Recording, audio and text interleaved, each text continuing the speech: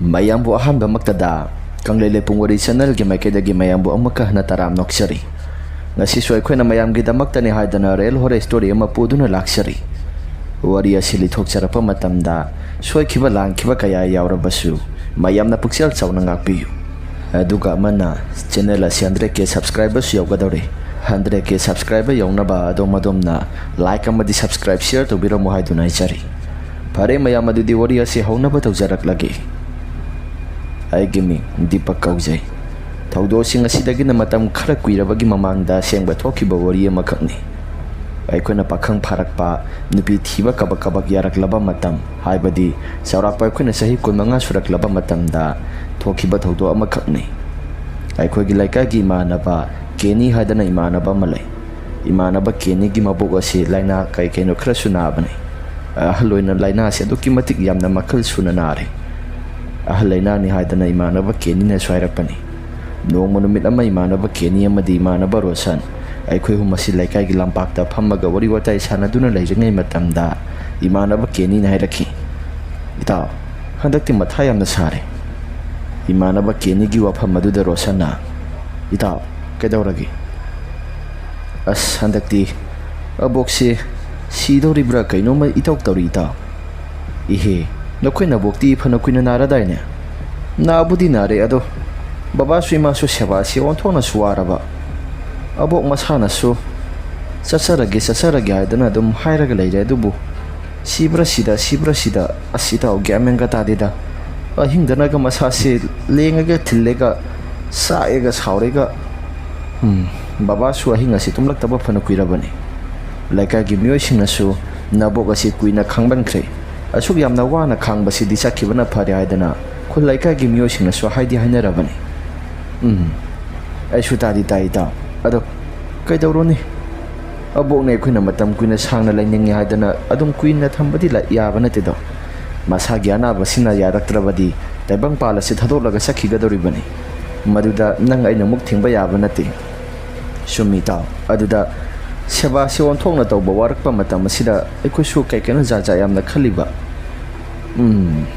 khangdi khoida waga muk sanaraba jala boksibo ha khoida wa sanaba hoi aina haibadi thainangagi halaman singi amadi leidi lebani ta khoida wa sanaba kai kana ama tawba kai kana yam leibani halaman singi hoi ai shodum na khale tawbu tawram du jala natragana mase kampham su thokpani ta sumna rosana aikoi humase wari watai sanaduna leiringai matamda numira si su tasilakle yumda sanga siadana aikoi si yumda prap lakle maduda rosanda ina hairami itaw karigumba keni hoigi mabok to leitaba thoabasu aikoi dum salaga yaurusi yaidana kaino leitradi sapata bani karino nang semaibo amuk haiba muk ngai kisi hairibro keni na hairaki aidi hairoi ko noina sana khangna lakadabani karigumba hingda sirabasu pulapuna hekta yarik minagadabani yaiko oida aikoi su naha changchang lauri banahani aikoi gi sada ka su akiba mata leite karino haidana aikoi si phagi tawna dana nok tuna lakle asuna numidangi mata madu yoksilaklabaduda aisu yumda sanghore yumda sangakpa na duda baba su sanglai baba du thabaga masalu haidana yumda pulapuna sangminarakle aika asuna numidangi matam maduda imana sak thongna babaga wari watai sanaduna leirami maduda babaga imaga wari watai sanariba marak aduda aisu prap sangsili isanu pidi leirik paduna lehawi maduda baba daina baba sigi keni gi maboga si phana kuina dinari haibabu hauji phawbu sungsi sidriba sibu masibu kari maramgi nate ma sibu kai keno laikai na su kai keno khara ngangnari basi baba si chungbu sumgadori bro Panadi kuire masa nupado su wadi wajarabani do itawado kharai khangdaba makai question sialabani mama kaubani na sibadu su hek pamdriba mina sum hainariba khoida wa sanai haidana adubu sum libra la libra haibadu madu tasena mata khangdri khoida wa sanabo oigera ama sanabo oigera masa mamo siwadi warabani masa nupa mathanda khaktani hotnariba sisu masanupa mathanda leiribasi wabada loirabani मा layengba matamda paisa so aduki matik yamna haijilaga sangkhre paisa haijilaga sangkhre hadana phaba ngambra haiba su phaba ngamdaba laina tina so aduki matik yamna makhal surabani do ahal laina oibanina layengba da sunga maroidaba masana so khangpham thoibani hoi tawbodi hingling luba kaubanina mahaksu siningdribani baba khoida wa sanaba hairiba sibu kamai toge baba khoida wa sanaba hairiba se mahaki mihula se phajilaga thawai mapal thoktanaba mahaki mihula se adum songhalaga thambagi wanida kaya bukuina hingdui pono da maduna hingge yauna hinglabada phamungda patla pumlaga dum taraga laigadoribani awa saina khon khanglaga laigadoribani babagi wahai wata singadudai na isa si ingangakna babada sumna swangki baba aikhogi pupuna masado sidore hairaga sungsi sikitaba aduga kona thangda awa saina khol yamna khanglaga sikibado khoida wa sanaba oigadoribra madu so oigadoribani khoida wa sanabada mahakna yamna pamna sisinaramba posak amakak longthoklaga thamba posak adu upsilaga thamo hainadana hainaribani aikhusu seba singamlaktaba maramna upai laita aikhusu kanba sunga maroidabana bubo adu wana manga soi marakta on thoina khanglaga leibado mahak masana su sibadi pamle adubu siba pami haibagi wani sidi sining pote nane ahalna ai ipa hatpagi papura supuragi ipagi awaba si yengba ngamdre haidana nabubokna yamna pamna sizinaramba thang sangkaya do paya sibada sizinaramba thang sangkaya do longthoga thamlibani laimaida madudagi nabubo si kuidana aikhoi mayambu thadok tuna sakribani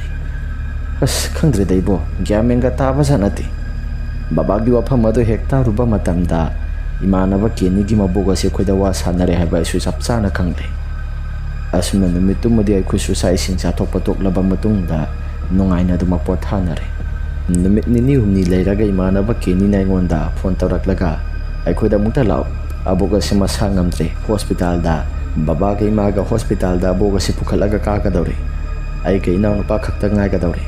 nangaro sanga mukta lakminaro ai sasi hai hainingde haidana imanaba keni na hairaki maduda isu hoi laki haidana ai si imanaba keni hoide saki haidana tawi adubu numitumadi numitaramdagi matam maduda soroka sida sapa matamdagi sasi kaya hainingde haibadi numitumadi sasi pangki da kirami ai ki wakhalda su jaja ki wakhal yamna khalle kain nahan makidi hanu hamba siba matamda hanubi siba kandasu kasu thudokpa mataki dabani adubu imanaba keni ki mabok ase lairoidaba numit oigadori bra karino isase kithi kirum tawri basna karige isi sase on thona so haina kidreda haidana isi wakhalda jaja yamna khallaga lairami ngai haktang ki matung da imanaba rosana se hauraga mahaki mayumda lakminare haibadi imanaba keni gi mayumda lakminare imanaba rosana sana hairaki ita ai de kaino ngasigi numida sina han makai ge ima mana kidreda rosangi wafam madudaina ita kaidawragi nahan makai di kasu thoina wakhalda mata khanjinda bani adu bungasigi numisimadi keni gi maboga silairoidaba numit oikadori bra karino pangki daki nahan makai di hanu han ba siba matamda kasu thoina wakhalda mata khandabani aisu ngasai makai nangwanda tamsira haduna khalambani adubu nang amuki khidra haidana isi thoina tamdraba thoina tamdaba nati sungtam tamlakte kasu thoina wakhalda su lam phang khaloidabani adubu kaigino khangde thongkal dagi hek thokpaga pangki daki ado pharesi nghaktang salurasi ama khoigi mabokto maron mari kekeno khra khanglap laba matamda yumda mo hala asi yaidana karigumba laitaba thobadi ahing yarekse soidana hairakadoribani ado kamai tawsabano yum yodrikanda hana khana horasi era leo hairagana khoi ani khakta lekada basna tabadubu makhoi mayam pulapuna lekadoriba natro hoida adubu disumi apharese thokpa marai laksarasani haidana ibani se pulapuna lakminnare ngai haktangi matungda keni hoide yore keni hoigi yum ase hek yorokpa matamda isasi pangki da suki maphamara khangde aigi sasi haifam tawpham khangdana yamna kicharaklabani maduda imanaba keni si kaure keni na kaudraso dum changlakpa yadra nahan makidi kaudraso dum phutphut phogjalai ngasigi numisimadi kaidawrage hadana manungdagi hairaki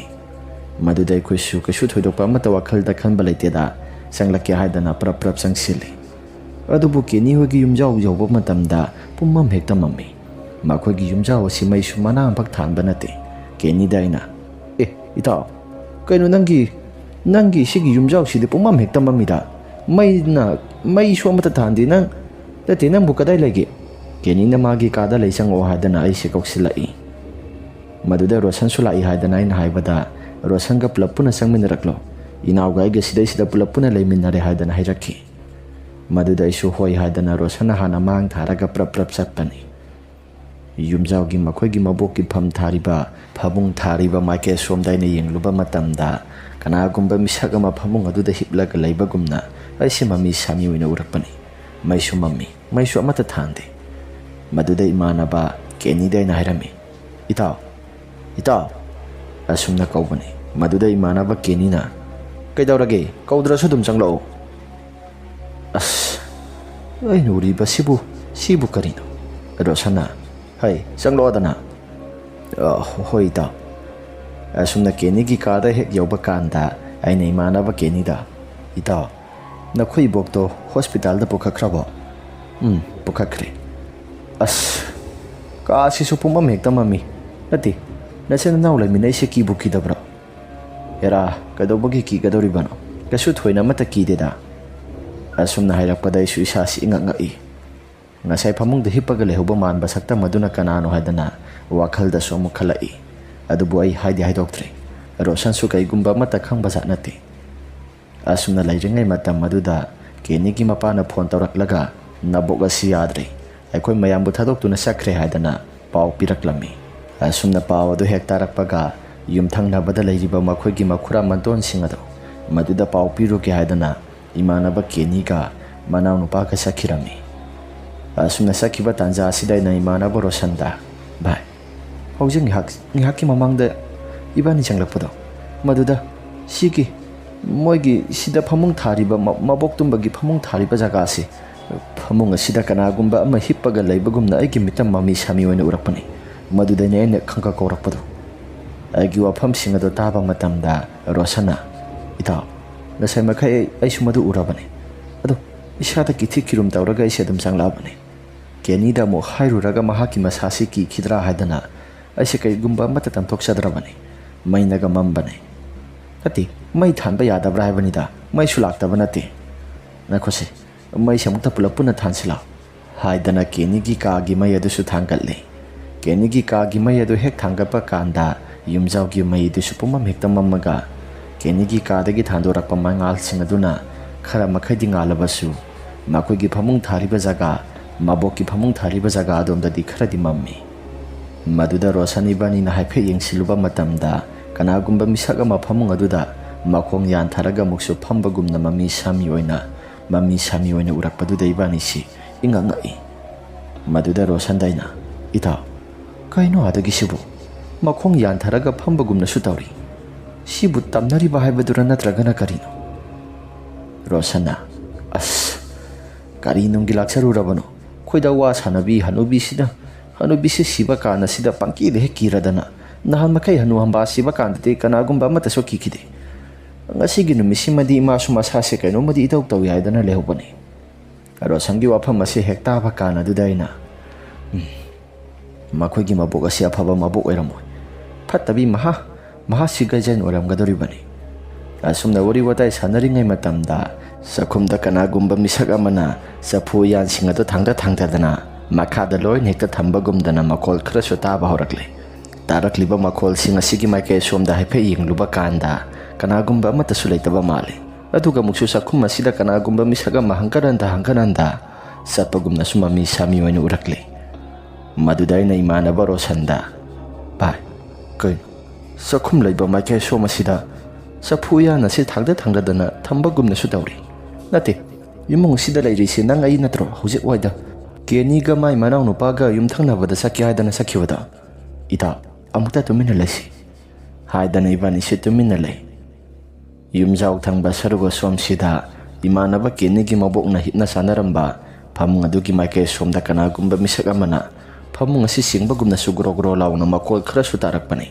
makol adugi maike domda yengi ꯑꯗꯨꯕꯨ ꯀꯤꯕꯅꯗꯤ ꯌꯥꯗ꯭ꯔꯦ ꯏꯁ ꯀꯩꯅꯣꯗ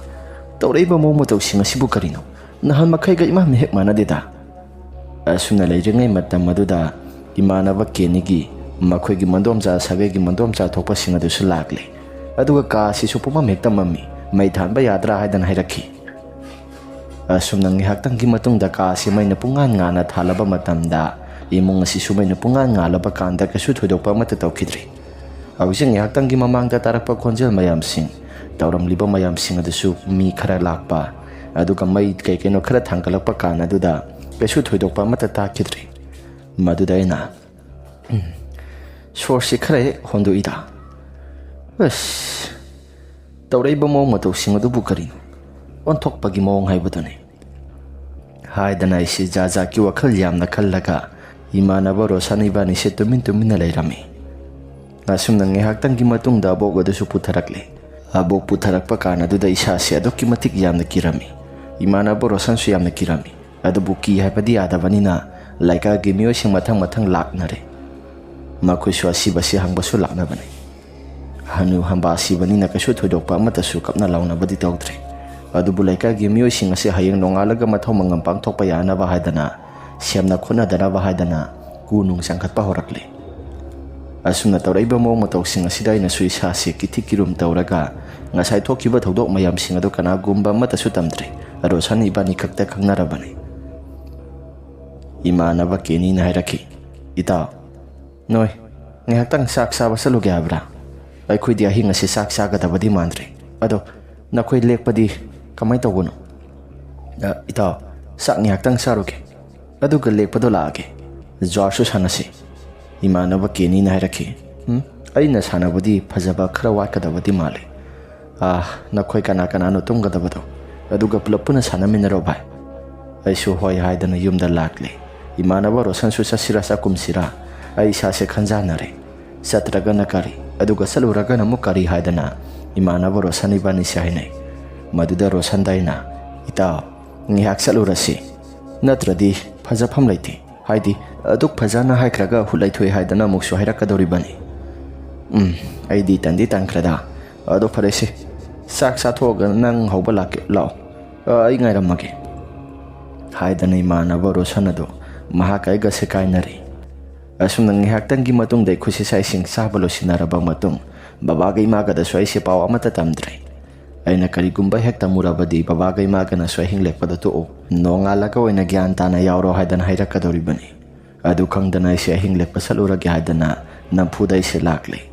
ꯇꯧꯕꯇꯕꯨ ꯕꯕꯥꯒ ꯏꯃꯥꯒꯅꯗꯤ ꯀꯌꯥ ꯊꯣꯏꯅ ꯄꯥꯝꯕꯗꯤ ꯑꯣꯏꯍꯧꯗꯕꯅꯤ ꯑꯗꯨꯕꯨ ꯁꯤꯔꯤꯕꯁꯦ ꯑꯕꯣꯛꯅꯤ ꯏꯃꯥꯟꯅꯕꯒꯤ ꯃꯕꯣꯛꯅꯤ ꯍꯥꯏꯗꯅ ꯕꯕꯥꯒ ꯏꯃꯥꯒꯅꯁꯨ ꯀꯌꯥ ꯊꯣꯏꯅ ꯑꯃꯠꯇ ꯊꯤꯡꯕꯗꯤ ꯇꯧꯔꯛꯇ꯭ꯔꯦ इमानब रोशन इबानीसे पुलप पुनः लाक्मिन्नबदा लैकागी मियोय खरा अमसु अहिंग लेकदोरिबनी हायदना सेंब साब तौरगा लैरम्मी मंगोल असिदा कंखन खंगलगा मखोय हाना मरी मसु लैरम्मी पुलपना अखोय तरुक सुरे मदुदा लैकागी इमानबसिंग इयामबसिंग अहल खरदुसु ज्वार साननबा हायदना मखोयसि दासफाबी हौरक्ले असुम तौदना मखोयसि असुम असुम सानरक्पना सानरिबा मियोयसिंग असिसु जाजा की वरी यामना ngangnai सिरिबा अहल असिनगा खोयदा वा सानै हायब्रा करी उतोंग वा सानै हायब्रा करीनो जाजा की वा यामना ngangnai नहान मखै अहल लमन सिबगा हायरगदी ngasi सिरिबा अहल असिगा ओंथोंना खेनाख्रेदा सिरिबा सिनगा कु मनुंगदा हापसिलगा थनमलेदा थमीबसिसु मंगोल असिदा खाजिलगा थंबुदी थमैबबु कु मनुंग असिदा हापसिलगा थंबसिबु सिबु करी चनबिनो अस असो कुइना सिबा संगलकपदा सिगुंबा थौदो सिदि अमुफक आइदि तौदि तौरक्त्रिदा असुमना वरी वताय केकेनो खरा हायने रोशन इबानीसु येंगनादुना दुम तुमिन्ना लै मदुदा लैकागी इयाम्बा अमना स्वाइरखि रोशन नबानी nghaktang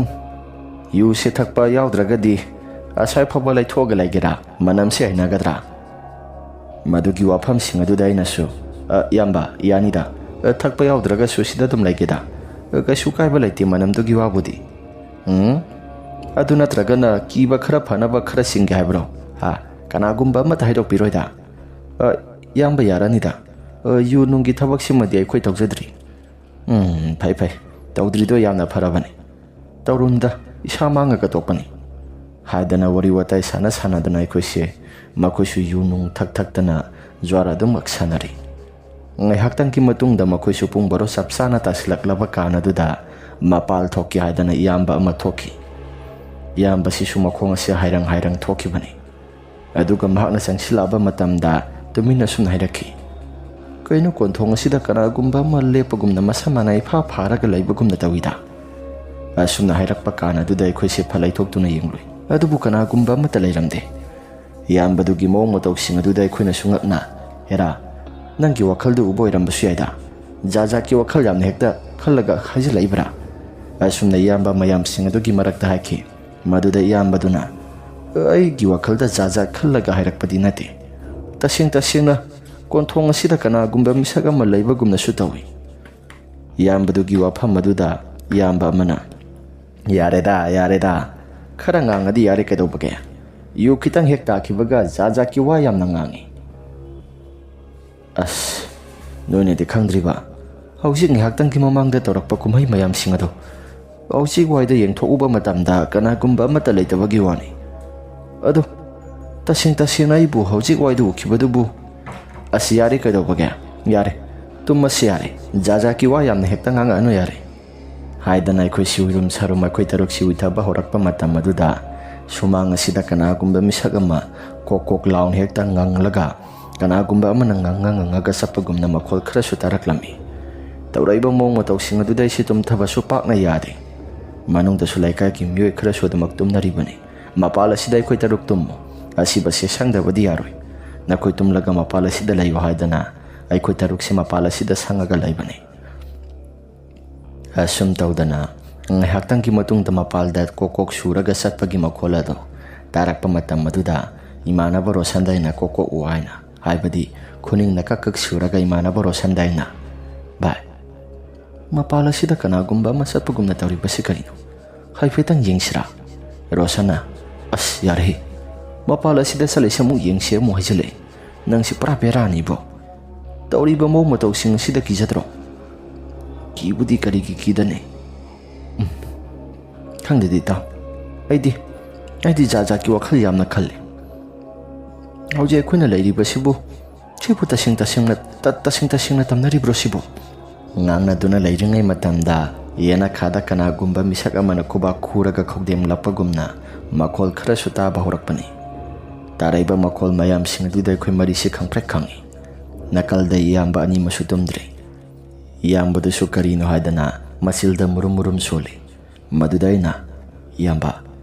ꯑꯩꯁꯦ ꯉꯁꯥꯏꯁꯦ ꯀꯅꯥꯒꯨꯝꯕ ꯑꯃꯠꯇ ꯇꯝꯗ꯭ꯔꯕꯅꯤ. ꯉꯁꯥꯏ ꯑꯁꯤꯕ ꯍꯛꯆꯥꯡ ꯑꯁꯤ ꯄꯨꯊꯔꯛꯇ꯭ꯔꯤꯉꯩ ꯃꯇꯝꯗ ꯉꯁꯥꯏ ꯊꯦꯡꯅꯈꯤꯕ ꯃꯌꯥꯝꯁꯤꯡ ꯑꯗꯣ ꯑꯣꯟꯊꯣꯛꯅꯁꯨ ꯀꯤꯈ꯭ꯔꯦꯗ. ꯈꯨꯜ ꯂꯩꯀꯥꯏꯁꯤꯗ ꯃꯤꯅꯁꯨ ꯀꯩꯅꯣ ꯈꯔ ꯍꯥꯏꯅꯕꯒ ꯑꯩꯈꯣꯏꯗꯤ ꯍꯩꯕꯨ ꯍꯩꯅꯗ꯭ꯔꯕꯅꯤ. ꯉꯁꯥꯏ ꯊꯣꯛꯈꯤꯕ ꯋꯥꯔꯤ ꯃꯌꯥꯝꯁꯤꯡ ꯑꯗꯣ ꯂꯣꯏꯅ ꯇꯝꯂꯦ." ꯃꯗꯨꯗ ꯏꯌꯥꯝꯕꯗꯨꯅ, "ꯀꯦꯅꯤ ꯍꯣꯏꯒꯤ ꯃꯕꯣꯛ ꯑꯁꯤ ꯂꯩꯀꯥꯏꯒꯤ ꯃꯤꯑꯣꯏꯁꯤꯡꯅ ꯈꯣꯏꯗꯥ ꯋꯥ ꯁꯥꯟꯅꯩ ꯍꯥꯏꯗꯅ ꯃꯤꯅꯁꯨ ꯈꯔ ꯉꯥꯡꯅꯕꯅꯤ. ꯑꯗꯣ ꯇꯧꯔꯛꯏꯕ ꯃꯑꯣꯡ ꯃꯇꯧꯁꯤꯡ ꯑꯁꯤꯒ ꯑꯩꯁꯨ ꯍꯩꯅꯗ꯭ꯔꯤ. ꯑꯗꯨꯕꯨ ꯑꯇꯩ ꯑꯇꯣꯞꯄ ꯅꯠꯇꯦ ꯍꯥꯏꯗꯅ ꯑꯩꯁꯨ ꯑꯍꯤꯡ ꯌꯥꯔꯦꯛꯄ ꯂꯥꯛꯑꯕꯅꯤ. ꯅꯠꯇ꯭ꯔꯗꯤ ꯑꯩꯁꯨ ꯉꯁꯥꯏꯅ ꯆꯠꯈ꯭ꯔꯅꯤꯗ. ꯉꯁꯤꯁꯦ ꯅꯍꯥꯟ ꯃꯈꯩꯒ ꯏꯃꯥꯟ ꯃꯥꯟꯅꯗꯦ, ꯄꯪꯀꯤꯗ ꯀꯤ. ꯌꯦꯡꯉꯨ, ꯂꯩꯀꯥꯏꯁꯤꯗ ꯑꯍꯜ ꯂꯃꯟ ꯐꯅꯌꯥꯝ ꯁꯤꯈ꯭ꯔꯦ. ꯉꯁꯤꯒꯤ ꯅꯨꯃꯤꯠꯁꯤꯃꯨꯛ ꯀꯤꯕ ꯑꯅꯤꯃꯨꯛ ꯁꯨꯗꯦ. ꯍꯅꯨ ꯍꯝꯕꯥ ꯁꯤꯕꯁꯤꯗꯤ ꯀꯌꯥ ꯊꯣꯏꯅꯁꯨ ꯑꯃꯠꯇ ꯀꯤꯗꯕꯅꯤ. ꯅꯍꯥ ꯁꯤꯕꯁꯤꯅ ꯈꯔꯗꯤ ꯈꯧꯇꯛ ꯆꯥꯕꯅꯤ. ꯑꯗꯨꯕꯨ ꯐꯔꯦꯁꯦ, ꯀꯩꯁꯨ ꯊꯣꯏꯅ ꯍꯦꯟꯅ ꯋꯥꯈꯜꯗ ꯈꯜꯂꯒꯨꯝꯁꯤ." ꯍꯥꯏꯗꯅ ꯑꯩꯈꯣꯏꯁꯤ ꯋꯥꯔꯤ ꯋꯥꯇꯥꯏ ꯁꯥꯟꯅꯗꯨꯅ ꯂꯩꯔꯤꯉꯩ ꯃꯇꯝꯗ ꯃꯅꯤꯡ ꯊꯪꯕ ꯁꯔꯨꯛ ꯑꯁꯣꯝꯁꯤꯗ ꯎ ꯄꯥꯝꯕꯤ ꯑꯃ ꯃꯇꯣꯝꯗ ꯀꯅꯥꯒꯨꯝꯕ ꯑꯃꯅ ꯅꯣꯝꯕꯒꯨꯝꯅ, ꯃꯁꯥꯁꯤ ꯄ꯭ꯔꯣꯛ ꯊꯦꯛꯂꯒ ꯁꯨꯔꯨ ꯅꯩꯈꯥꯏꯔꯒ ꯅꯣꯝꯕꯒꯨꯝꯅ ꯃꯈꯣꯜ ꯈꯔꯁꯨ ꯇꯥꯕ ꯍꯧꯔꯛꯂꯤ꯫ ꯇꯥꯔꯛꯂꯤꯕ ꯃꯈꯣꯜ ꯃꯌꯥꯝꯁꯤꯡ ꯑꯗꯨꯗ ꯑꯩꯈꯣꯏꯁꯤ ꯇꯨꯃꯤꯟ ꯑꯗꯨꯃꯛ ꯇꯥꯔꯒ ꯑꯩꯈꯣꯏꯁꯤ ꯀꯤꯅ ꯑꯗꯨꯃꯛ ꯂꯩꯔꯝꯃꯤ꯫ ꯑꯁꯨꯝꯅ ꯃꯈꯣꯜꯁꯤꯡ ꯑꯗꯨꯁꯨ ꯇꯣꯛꯈ꯭ꯔꯦ꯫ ꯂꯩꯀꯥꯏꯒꯤ ꯍꯨꯏ ꯃꯌꯥꯝ ꯑꯁꯤꯁꯨ ꯄꯪꯈꯣꯡꯗ ꯈꯣꯡꯕꯅꯤ꯫ ꯃꯐꯝ ꯃꯔꯥꯡ ꯈꯪꯗꯅ ꯄꯪꯈꯣꯡꯗ ꯈꯣꯡꯕꯗꯨꯗ ꯑꯩꯈꯣꯏꯁꯤ ꯑꯗꯨꯛꯀꯤ ꯃꯇꯤꯛ ꯌꯥꯝꯅ ꯀꯤꯔꯦ꯫ ꯏꯌꯥꯝꯕꯗꯨꯅꯁꯨ ꯀꯤꯗꯅꯕ ꯍꯥꯏꯗꯅ ꯋꯥ ꯀꯌꯥ ꯃꯔꯨꯝ ꯑꯃ ꯍꯥꯏꯔꯦ꯫ ꯑꯁꯨꯝꯅ ꯂꯩꯔꯤꯉꯩ ꯇꯥꯟꯖꯥꯗꯨꯗ ꯀꯨ ꯃꯅꯨꯡꯗ ꯍꯥꯞꯂꯒ ꯊꯝꯂꯤꯕ ꯍꯅꯨꯕꯤꯗꯣ ꯀꯅꯥꯒꯨꯝꯕ ꯃꯤꯁꯛ ꯑꯃꯅ ꯂꯦꯡꯂꯒ ꯀꯣꯛ ꯂꯥꯎꯅ ꯁꯨꯕꯒꯨꯝꯗꯅ ꯀꯨ ꯃꯅꯨꯡ ꯑꯗꯨꯗꯒꯤ ꯀꯣꯛ ꯂꯥꯎꯅ ꯍꯦꯛꯇ ꯁꯨꯕꯒꯤ ꯃꯈꯣꯜ ꯑꯃ ꯇꯥꯔꯛꯄꯅꯤ꯫ ꯇꯧꯔꯛꯏꯕ ꯃꯑꯣꯡ ꯃꯇꯧꯁꯤꯡ ꯑꯗꯨꯗ ꯑꯩꯈꯣꯏ ꯃꯔꯤꯁꯤ ꯑꯗꯨꯛꯀꯤ ꯃꯇꯤꯛ ꯌꯥꯝꯅ ꯀꯤꯔꯦ꯫ ꯑꯩꯈꯣꯏꯁꯨ ꯀꯔꯤꯅꯣ ꯍꯥꯏꯗꯅ ꯖꯥꯠꯀꯤ ꯋꯥꯈꯜ ꯌꯥꯝꯅ ꯈꯜꯂꯒ ꯑꯗꯨꯝ ꯇꯨꯃꯤꯟꯅ ꯇꯥꯏ꯫ ꯒ꯭ꯔꯣ ꯅꯈꯣꯛꯇꯨꯅ ꯇꯨꯝꯂꯤꯕ ꯏꯌꯥꯝꯕ ꯑꯅꯤꯗꯨꯁꯨ ꯍꯧꯗꯣꯛꯂꯤ꯫ "ꯀꯩꯗꯧꯕ ꯌꯥꯎꯔꯒꯦ?" ꯍꯥꯏꯗꯅ ꯍꯥꯏꯔꯛꯈꯤ꯫ "ꯀꯣꯛ ꯊꯤꯜꯂꯛꯏꯗꯨꯁꯨ ꯌꯥꯝꯅ ꯇꯣꯏꯅ ꯊꯤꯜꯂꯛꯄꯗꯤ ꯅꯠꯇꯦ. ꯑꯩꯈꯣꯏꯁꯨ ꯇꯨꯃꯤꯟꯅ ꯋꯥꯔꯤ ꯋꯥꯇꯥꯏ ꯁꯥꯟꯅꯔꯒ ꯍꯧꯖꯤꯛ ꯉꯥꯏꯍꯥꯛꯇꯪꯒꯤ ꯃꯃꯥꯡꯗ ꯇꯧꯔꯛꯄ ꯄꯨꯝꯅꯃꯛꯁꯤꯡ ꯑꯗꯨ ꯂꯣꯏꯅ ꯇꯝꯂꯦ꯫ ꯃꯈꯣꯏꯅꯁꯨ ꯀꯩꯁꯨ ꯊꯣꯏꯗꯣꯛꯄ ꯑꯃꯠꯇ ꯑꯣꯏꯔꯝꯂꯣꯏ, ꯅꯣꯏꯒꯤ ꯋꯥꯈꯜꯂꯣꯟꯗ ꯈꯜꯂꯒ ꯖꯥꯠ-ꯖꯥꯠꯀꯤ ꯋꯥꯈꯜ ꯌꯥꯝꯅ ꯈꯟꯖꯤꯜꯂꯒ ꯀꯤꯕ ꯑꯣꯏꯔꯝꯕ ꯌꯥꯏ ꯍꯥꯏꯗꯅ ꯍꯥꯏꯔꯛꯈꯤ꯫ ꯑꯗꯨꯒ ꯑꯃꯨꯛꯁꯨ ꯃꯈꯣꯏ ꯑꯅꯤꯁꯤ ꯇꯨꯝꯊꯒꯦ ꯍꯥꯏꯗꯅ ꯍꯦꯛ ꯇꯧꯕ ꯃꯇꯝꯗ ꯀꯣꯛ ꯂꯥꯎꯅ ꯊꯤꯜꯂꯒ ꯀꯅꯥꯒꯨꯝꯕ ꯃꯤꯁꯛ ꯑꯃꯅ ꯑꯆꯥꯄꯣꯠ ꯁꯥꯏꯕꯒꯤ ꯃꯈꯣꯜ ꯑꯃꯁꯨ ꯀꯨ ꯃꯅꯨꯡ ꯑꯗꯨꯗꯒꯤ ꯇꯥꯕ ꯍꯧꯔꯛꯂꯦ꯫ ꯇꯧꯔꯛꯏꯕ ꯃꯑꯣꯡ ꯃꯌꯥꯝꯁꯤꯡ ꯑꯗꯨꯗ ꯑꯩꯈꯣꯏꯁꯤ ꯀꯤꯕꯅꯁꯨ ꯌꯥꯗ꯭ꯔꯦ꯫ ꯖꯥꯠ-ꯖꯥꯠꯀꯤ ꯋꯥꯈꯜ ꯌꯥꯝꯅ ꯈꯜꯂꯒ ꯑꯩꯈꯣꯏꯁꯤ ꯆꯦꯜꯂꯁꯤꯔꯥ ꯍꯥꯏꯗꯅ ꯑꯩꯈꯣꯏꯁꯤ ꯍꯥꯏꯅꯔꯛꯂꯦ꯫ ꯑꯁꯨꯝꯅ ꯂꯩꯔꯤꯉꯩ ꯃꯇꯝ ꯑꯁꯤꯗ ꯀꯨ ꯃꯅꯨꯡ ꯑꯗꯨꯗ ꯈꯟꯖꯤꯜꯂꯤꯕ ꯐꯤ ꯑꯗꯨꯁꯨ ꯊꯛ ꯂꯥꯎꯅ ꯍꯦꯛꯇ ꯅꯣꯝꯕꯒꯨꯝꯅ ꯇꯧꯔꯛꯂꯦ꯫ ꯑꯗꯨꯒ ꯑꯃꯨꯛꯁꯨ ꯀꯅꯥꯒꯨꯝꯕ ꯑꯃꯅ ꯐꯛ ꯈꯥꯖꯤꯟꯗꯨꯅ ꯊꯝꯂꯤꯕ ꯐꯛ ꯑꯗꯨꯁꯨ, ꯍꯥꯏꯕꯗꯤ ꯍꯨꯏ ꯍꯧꯗꯣꯡꯅ ꯂꯥꯜꯂꯒ ꯆꯣꯡꯗꯅꯕ ꯍꯥꯏꯗꯅ ꯈꯥꯖꯤꯜꯂꯒ ꯊꯝꯂꯤꯕ ꯐꯛ ꯑꯗꯨꯁꯨ ꯃꯈꯥꯗ ꯕꯣꯝ ꯂꯥꯎꯅ ꯍꯦꯛꯇ ꯇꯨꯔꯛꯏ꯫ ꯑꯗꯨꯝꯅ ꯍꯦꯛ ꯇꯧꯔꯛꯄ ꯃꯇꯝ ꯑꯗꯨꯗ ꯑꯩꯈꯣꯏꯁꯤ ꯌꯥꯝꯅ ꯀꯟꯅ ꯂꯥꯎꯔꯒ ꯈꯥꯔꯥꯏ ꯈꯪꯗꯅ ꯀꯣꯏꯆꯦꯟ ꯆꯦꯜꯂꯤ꯫ ꯃꯌꯨꯝ ꯃꯅꯨꯡꯗ ꯂꯩꯔꯤꯕ, ꯍꯥꯏꯕꯗꯤ ꯏꯃꯨꯡꯗ ꯂꯩꯔꯤꯕ ꯃꯤꯑꯣꯏꯁꯤꯡ ꯑꯗꯨꯁꯨ ꯂꯣꯏꯅ ꯊꯣꯔꯛꯂꯦ꯫ ꯑꯗꯨꯒ ꯀꯩꯗꯧꯕ ꯌꯥꯎꯔꯒꯦ ꯍꯥꯏꯗꯅ ꯃꯈꯣꯏ ꯃꯌꯥꯝꯅ ꯑꯩꯈꯣꯏꯁꯤ ꯇꯥꯟꯅꯔꯛꯂꯦ꯫ ꯑꯁꯨꯝꯅ ꯏꯌꯥꯝꯕ ꯑꯃꯅꯤꯗꯤ ꯑꯗꯨꯃꯛ ꯆꯦꯟꯈ꯭ꯔꯦ꯫ ꯑꯗꯨꯕꯨ ꯏꯃꯥꯟꯅꯕ ꯀꯦꯅꯤꯅ ꯏꯃꯥꯟꯅꯕ ꯔꯣꯁꯟ ꯏꯕꯥꯅꯤꯁꯦ ꯐꯥꯔꯒ ꯀꯩꯗꯧꯔꯒꯦ ꯍꯥꯏꯗꯅ ꯍꯪꯉꯤ꯫ ꯑꯩꯈꯣꯏꯁꯨ ꯊꯣꯛꯈꯤꯕ ꯋꯥꯔꯤ ꯃꯌꯥꯝꯁꯤꯡ ꯑꯗꯨ ꯂꯣꯏꯅ ꯇꯝꯂꯦ꯫ ꯈꯨꯜ ꯂꯩꯀꯥꯏꯒꯤ ꯃꯤꯑꯣꯏꯁꯤꯡ, ꯏꯃꯨꯡꯗ ꯇꯨꯝꯂꯤꯕ ꯃꯤꯑꯣꯏꯁꯤꯡ ꯑꯗꯨꯁꯨ ꯊꯣꯔꯛꯂꯒ ꯀꯣꯏꯇꯥꯟ ꯍꯦꯛꯇ ꯇꯥꯟꯅꯔꯛꯂꯕꯅꯤ꯫ ꯑꯩꯈꯣꯏꯁꯨ ꯊꯣꯛꯈꯤꯕ ꯋꯥꯔꯤ ꯃꯌꯥꯝꯁꯤꯡ ꯑꯗꯨ ꯂꯣꯏꯅ ꯇꯝꯕ ꯃꯇꯝꯗ ꯃꯈꯣꯏꯅꯁꯨ ꯍꯥꯏꯔꯛꯈꯤ, "ꯑꯦꯔꯥ, ꯑꯗꯨꯒꯤ ꯑꯣꯏꯔꯦꯁꯦ꯫ ꯐꯔꯦꯁꯦ, ꯄꯨꯛꯆꯦꯜ ꯆꯝꯅꯕ ꯑꯩꯈꯣꯏꯁꯨ ꯑꯃꯨꯛꯇꯪ ꯄꯨꯂꯞ ꯄꯨꯟꯅ ꯌꯦꯡꯃꯤꯟꯅꯔꯨꯁꯤ" ꯍꯥꯏꯗꯅ ꯄꯨꯂꯞ ꯄꯨꯟꯅ ꯍꯦꯛꯇ ꯌꯦꯡꯕ ꯆꯠꯂꯤ꯫ ꯑꯁꯨꯝꯅ ꯌꯦꯡꯕ ꯍꯦꯛ ꯆꯠꯂꯨꯕ ꯃꯇꯝꯗ ꯀꯩꯁꯨ ꯊꯣꯏꯗꯣꯛꯄ ꯑꯃꯠꯇꯗꯤ ꯇꯧꯔꯝꯗꯦ꯫ ꯑꯗꯨꯕꯨ ꯇꯧꯔꯛꯏꯕ ꯃꯌꯥꯝ ꯄꯨꯝꯅꯃꯛꯁꯤꯡ ꯑꯗꯨꯗꯤ ꯑꯩꯈꯣꯏꯒꯤ ꯏꯁꯥꯗ ꯀꯤꯕꯅꯗꯤ ꯊꯛ ꯅꯤꯛꯂꯦ꯫ ꯑꯁꯨꯝꯅ ꯉꯥꯏꯍꯥꯛꯇꯪꯒꯤ ꯃꯇꯨꯡꯗ ꯑꯩꯈꯣꯏꯁꯤ ꯃꯅꯨꯡꯗ ꯑꯣꯏꯅ ꯇꯨꯝꯂꯒꯦ ꯍꯥꯏꯗꯅ ꯃꯅꯨꯡꯗ ꯑꯣꯏꯅ ꯇꯨꯝꯂꯦ꯫ ꯈꯨꯜ ꯂꯩꯀꯥꯏꯒꯤ ꯑꯍꯜꯁꯤꯡ ꯑꯣꯏꯅ ꯃꯄꯥꯜꯗ ꯇꯨꯝꯂꯒ ꯅꯨꯃꯤꯠꯇꯨꯃꯗꯤ ꯅꯣꯡꯉꯥꯟꯕ ꯐꯥꯎꯕꯗ ꯉꯥꯏꯔꯦ꯫ ꯅꯣꯡꯉꯥꯜꯂꯕ ꯃꯇꯨꯡꯗ ꯃꯈꯣꯏꯁꯨ ꯁꯦꯕꯥ ꯇꯧꯅꯕ ꯍꯥꯏꯗꯅ ꯃꯔꯥꯡ ꯇꯧꯔꯦ꯫ ꯏꯃꯥꯟꯅꯕ ꯀꯦꯅꯤꯒꯤ ꯃꯕꯣꯛ ꯑꯗꯨꯁꯨ ꯁꯦꯕꯥ ꯇꯧꯕ ꯂꯣꯏꯁꯤꯟꯈ꯭ꯔꯕ ꯃꯇꯨꯡꯗ ꯑꯩꯈꯣꯏꯁꯨ ꯑꯗꯨꯛꯀꯤ ꯃꯇꯤꯛ ꯌꯥꯝꯅ ꯀꯤꯔꯝꯕꯁꯤꯡ ꯑꯗꯨꯁꯨ ꯈꯖꯤꯛꯇꯤ ꯐꯩ꯫ ꯁꯣꯔꯥꯛ ꯃꯅꯨꯡ ꯑꯗꯨꯗꯤ ꯑꯩꯈꯣꯏꯁꯨ ꯑꯍꯤꯡ ꯂꯦꯛꯄ ꯆꯠꯈꯤꯗ꯭ꯔꯦ꯫ ꯃꯈꯣꯏꯒꯤ ꯃꯔꯤ ꯃꯇꯥꯒꯤ ꯃꯤꯑꯣꯏꯁꯤꯡ ꯂꯥꯛꯑꯒ ꯂꯦꯛꯏ ꯍꯥꯏꯗꯅ ꯁꯣꯔꯥꯛ ꯃꯅꯨꯡ ꯑꯗꯨꯁꯨ ꯑꯗꯨꯛꯀꯤ ꯃꯇꯤꯛ ꯌꯥꯝꯅ ꯇꯝꯅꯕꯖꯥꯠꯅꯤ, ꯌꯥꯝꯅ ꯇꯝꯅꯩ ꯍꯥꯏ꯫ ꯏꯃꯥꯟꯅꯕ ꯀꯦꯅꯤꯅ ꯄꯥꯎ ꯇꯝꯂꯛꯄ ꯃꯇꯝꯗ ꯑꯩꯈꯣꯏꯁꯨ ꯂꯩꯐꯝ ꯆꯥꯐꯝ ꯈꯪꯗꯕ ꯍꯥꯏꯕꯗꯨ ꯑꯣꯏꯈꯤ꯫ ꯀꯤꯕꯅꯁꯨ ꯂꯣꯏꯔꯕꯅꯤ ꯑꯩꯈꯣꯏꯗꯤ꯫ ꯏꯃꯥꯟꯅꯕ ꯀꯦꯅꯤꯒꯤ ꯃꯕꯣꯛ ꯂꯩꯇꯕ ꯅꯨꯃꯤꯠꯇ ꯃꯍꯥꯛꯀꯤ ꯃꯅꯥꯎꯅꯨꯄꯥꯒ ꯃꯍꯥꯛꯀꯤ ꯀꯥꯗ ꯅꯨꯃꯤꯗꯥꯡ ꯑꯣꯏꯁꯤꯜꯂꯛꯂꯕ ꯐꯥꯎꯕꯗ ꯃꯩ ꯑꯃꯠꯇ ꯊꯥꯟꯗ꯭ꯔꯤꯕꯗꯣ, ꯃꯕꯣꯛꯀꯤ ꯀꯥꯗ ꯀꯅꯥꯒꯨꯝꯕ ꯑꯃꯅ ꯃꯨꯔꯨꯝ ꯁꯣꯜꯂꯒ ꯑꯆꯥꯄꯣꯠ ꯁꯥꯕꯒꯤ ꯃꯑꯣꯡ ꯇꯧꯕ, ꯑꯗꯨꯒ ꯑꯃꯨꯛꯁꯨ ꯀꯥꯗꯨꯗ ꯀꯅꯥꯒꯨꯝꯕ ꯃꯤꯁꯛ ꯑꯃ ꯂꯩꯔꯒ ꯆꯥꯛꯈꯨꯝꯗꯁꯨ ꯄꯣꯠꯆꯩ ꯃꯌꯥꯝ ꯑꯃ ꯊꯥꯗꯕꯒꯨꯝꯕ ꯃꯈꯣꯜ ꯇꯥꯕꯗꯨꯅ ꯃꯈꯣꯏꯁꯤ ꯃꯄꯥꯜ ꯊꯣꯛꯄ ꯉꯝꯗꯕꯅꯤ꯫ ꯑꯗꯨꯅ ꯑꯩꯈꯣꯏꯁꯤ ꯀꯧꯔꯛꯇꯨꯅ ꯄ꯭ꯔꯞ ꯂꯥꯛꯑꯣ ꯍꯥꯏꯗꯅ ꯀꯧꯔꯛꯄꯗꯨꯅꯤ ꯍꯥꯏꯗꯅ ꯏꯃꯥꯟꯅꯕ ꯀꯦꯅꯤꯅ ꯍꯥꯏꯔꯛꯈꯤ꯫ ꯑꯩꯈꯣꯏꯁꯨ ꯊꯣꯛꯈꯤꯕ ꯊꯧꯗꯣꯛ ꯃꯌꯥꯝꯁꯤꯡ ꯑꯗꯨ ꯂꯣꯏꯅ ꯇꯝꯂꯦ꯫ ꯃꯗꯨꯗ ꯀꯦꯅꯤꯅ ꯍꯥꯏꯔꯛꯈꯤ, "ꯑꯁ ꯏꯇꯥꯎ, ꯇꯁꯦꯡꯅ ꯍꯥꯏꯔꯕꯗ ꯑꯕꯣꯛꯁꯤ ꯈꯣꯏꯗꯥ ꯋꯥ ꯁꯥꯟꯅꯔꯝꯕꯖꯥꯠꯅꯤ꯫ ꯁꯤꯅꯤꯡꯗ ꯁꯤꯈꯤꯕꯗꯨꯗ ꯌꯥꯝꯅ ꯍꯦꯛꯇ ꯇꯝꯅꯔꯕꯖꯥꯠꯅꯤ꯫ ꯑꯗꯣ ꯂꯥꯏꯒꯤ ꯇꯤꯟꯒꯤ ꯀꯩꯒꯨꯝꯕ ꯈꯔ ꯈꯨꯔꯝ ꯊꯣꯛꯂꯕ ꯃꯇꯨꯡꯗ ꯀꯩꯁꯨ ꯊꯣꯏꯗꯣꯛꯄ ꯑꯃꯠꯇꯗꯤ ꯇꯧꯔꯛꯈꯤꯗ꯭ꯔꯦ꯫ ꯑꯗꯣ ꯐꯔꯦꯁꯦ, ꯑꯕꯣꯛꯅ ꯍꯥꯟꯅ ꯇꯨꯝꯅꯔꯝꯕ ꯀꯥꯗꯨꯁꯨ ꯕꯕꯥꯅ ꯐꯅ ꯀꯨꯏꯅ ꯇꯨꯝꯃꯣ ꯍꯥꯏꯕ ꯌꯥꯗꯦ꯫ ꯑꯗꯨꯕꯨ ꯍꯧꯖꯤꯛꯇꯤ ꯀꯩꯁꯨ ꯊꯣꯏꯗꯣꯛꯄ ꯑꯃꯠꯇꯁꯨ ꯇꯧꯈꯤꯗ꯭ꯔꯦꯗ꯫ ꯑꯗꯣ ꯅꯈꯣꯏ ꯀꯤꯕꯗꯣ ꯀꯤꯔꯅꯨ ꯌꯥꯔꯦ꯫ ꯍꯧꯖꯤꯛꯇꯤ ꯀꯩꯁꯨ ꯊꯣꯏꯗꯣꯛꯄ ꯑꯃꯠꯇ ꯇꯧꯗ꯭ꯔꯦ." ꯑꯩꯈꯣꯏꯁꯨ ꯍꯣꯏ ꯍꯥꯏꯗꯅ ꯌꯥꯔꯦ꯫ ꯑꯁꯨꯝ ꯇꯧꯗꯅ ꯏꯃꯥꯟꯅꯕ ꯀꯦꯅꯤꯒꯤ ꯃꯌꯨꯝꯗ ꯆꯠꯄ ꯃꯇꯝꯗ ꯏꯁꯥꯗ ꯀꯩꯁꯨ ꯊꯣꯏꯅ ꯑꯀꯤꯕ ꯑꯃꯠꯇ ꯂꯩꯈꯤꯗ꯭ꯔꯦ꯫ ꯇꯧꯕꯇꯕꯨꯃꯇꯝ ꯑꯗꯨꯗ ꯑꯩꯈꯣꯏꯅ ꯊꯦꯡꯅꯈꯤꯕ ꯊꯧꯗꯣꯛ ꯃꯌꯥꯝꯁꯤꯡ ꯑꯗꯨ ꯇꯁꯦꯡꯅ ꯉꯁꯤ ꯐꯥꯎꯕꯗ ꯑꯗꯨꯃꯛ ꯀꯤꯗꯨꯅ ꯂꯩꯔꯤ꯫ ꯃꯗꯨꯒꯤ ꯃꯇꯨꯡꯗ ꯂꯩꯀꯥꯏ ꯑꯁꯤꯗ ꯁꯤꯔꯛꯄ ꯀꯩꯔꯣꯏ ꯂꯩꯀꯥꯏꯒꯤ ꯑꯍꯜ ꯂꯃꯟꯁꯤꯡ ꯁꯤꯕꯗꯁꯨ ꯀꯩꯁꯨ ꯊꯣꯏꯗꯣꯛꯄ ꯑꯃꯠꯇ ꯀꯤꯕꯗꯤ ꯐꯥꯎꯗꯦ꯫ ꯑꯗꯨꯕꯨ ꯅꯨꯃꯤꯠ ꯑꯗꯨꯗ ꯏꯃꯥꯟꯅꯕ ꯀꯦꯅꯤꯒꯤ ꯃꯕꯣꯛꯅ ꯁꯤꯕ ꯃꯇꯝꯗ ꯏꯁꯥꯗ ꯑꯗꯨꯛꯀꯤ ꯃꯇꯤꯛ ꯌꯥꯝꯅ ꯀꯤꯔꯤꯕꯗꯨꯅ ꯀꯔꯤꯒꯤ ꯈꯜꯂꯨꯕ ꯃꯇꯝꯗ ꯏꯁꯥꯁꯤ ꯉꯁꯤ ꯐꯥꯎꯕꯗ ꯆꯃꯝꯅꯗꯨꯅ ꯑꯗꯨꯃꯛ ꯂꯩꯔꯤ꯫ ꯋꯥꯔꯤ ꯑꯁꯤ ꯃꯇꯥꯡ ꯑꯁꯤꯗ ꯂꯣꯏꯁꯤꯟꯖꯔꯦ꯫ ꯋꯥꯔꯤ ꯑꯁꯤ ꯅꯨꯡꯉꯥꯏꯕꯤꯔꯕꯗꯤ ꯂꯥꯏꯛ ꯑꯃꯗꯤ ꯁꯕꯁꯀ꯭ꯔꯥꯏꯕ ꯁꯦꯌꯔ ꯇꯧꯕꯤꯔꯝꯃꯨ ꯍꯥꯏꯗꯨꯅ ꯍꯥꯏꯖꯔꯤ꯫ ꯑꯗꯨꯒ ꯑꯃꯅ ꯑꯗꯣꯝꯒꯤ ꯏꯁꯥꯗ ꯊꯣꯛꯄ ꯑꯁꯦꯡꯕ ꯋꯥꯔꯤꯁꯤꯡ ꯂꯩꯕꯤꯔꯒꯗꯤ ꯑꯩꯈꯣꯏꯅ ꯄꯤꯊꯣꯛꯆꯔꯤꯕ ꯋꯥꯆꯦꯞ ꯅꯝꯕꯔ ꯑꯁꯤꯗ ꯊꯥꯕꯤꯔꯛꯅꯕ ꯅꯤꯡꯁꯤꯡꯖꯔꯤ꯫ ꯐꯔꯦ ꯃꯌꯥꯝ, ꯑꯗꯨꯗꯤ ꯉꯁꯤꯒꯤꯗꯤ ꯃꯇꯥꯡ ꯑꯁꯤꯗ ꯂꯣꯏꯁꯤꯟꯖꯔꯕꯅꯤꯅ ꯃꯊꯪꯒꯤ ꯋꯥꯔꯤꯗ ꯑꯃꯨꯛ ꯍꯟꯅ ꯊꯦꯡꯅꯔꯁꯤ꯫ ꯏꯃꯥ ꯂꯩꯕꯥꯛꯅ ꯌꯥꯏꯐꯔꯦ꯫